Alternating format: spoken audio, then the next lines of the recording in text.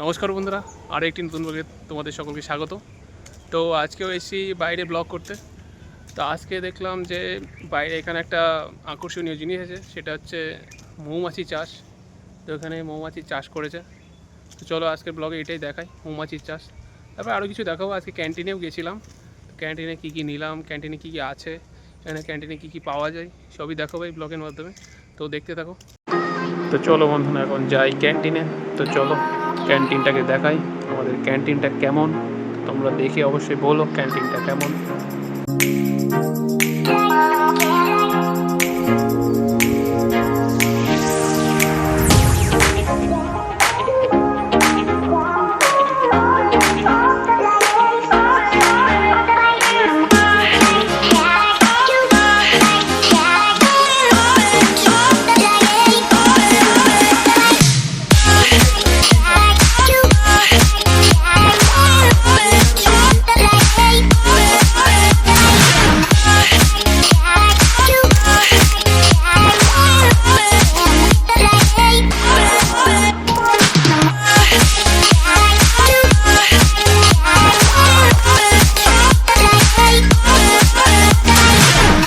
তো দেখতে পাচ্ছ এই জিনিসগুলো আজকে নিয়ে আসছিল, নিয়ে নিলাম। এবার বিল তৈরি হবে দিয়ে।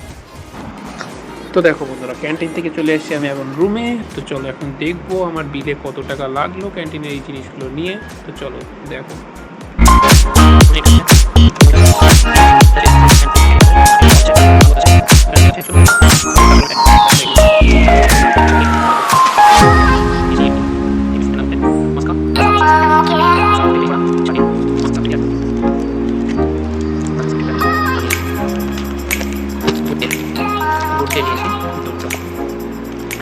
তো কদিন আগেই আমি গিয়েছিলাম ক্যান্টিনে।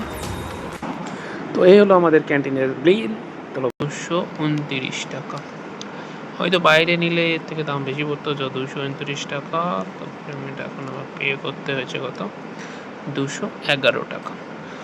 তো বন্ধুরা, আজকের ব্লগে একটা জিনিস দেখানোর ইচ্ছা আছে তোমাদেরকে, যেটা বাইরে এসে আমার চোখে পড়লো। আমাদের যে চিকু গার্ডেন আছে, চিকু গার্ডেনে হানিবি ফার্ম করা আছে।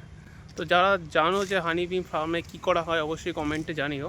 মৌমাছি চাষ থেকেই একটা কথা মাথায় আছে, মৌমাছি কৃত্রিম উপায়ে চাষ করাকে বিজ্ঞানসম্মত উপায়ে একটা কিছু নাম দেওয়া হয়েছিল। তো এটা সচরাচর কোশ্চেন এসেই থাকে পরীক্ষাতে, যে মৌমাছি চাষকে সায়েন্টিফিক নেমে কি বলা হয়। তো যারা জানো এটা অবশ্যই জানিও। তো বন্ধুরা, চলো আজকে সেখানেই নিয়ে যাবো যেখানে আমাদের চিকু গার্ডেনে মৌমাছি চাষ করা হয়েছে।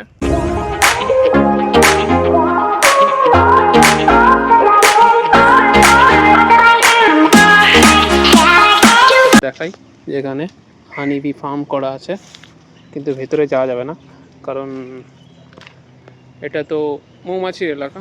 অবশ্যই তাদের এলাকায় ঢুকে তাদের বিরক্ত করা ঠিক হবে না। তো এখান থেকেই দেখানো যাক। এই যে 4খানা বক্স করা আছে, এই বক্সের মধ্যেই মৌমাছিদের চাষ করা হয় কৃত্রিম উপায়ে। তো যারা জানো যে মৌমাছি চাষকে কি বলা হয় অবশ্যই কমেন্টে জানিও। তো বন্ধুরা, আজকের ব্লগটা এই পর্যন্তই। ব্লগটা ভালো লাগলে অবশ্যই লাইক কমেন্ট শেয়ার করো, আর নতুন হলে চ্যানেলটাকে সাবস্ক্রাইব করে রেখো।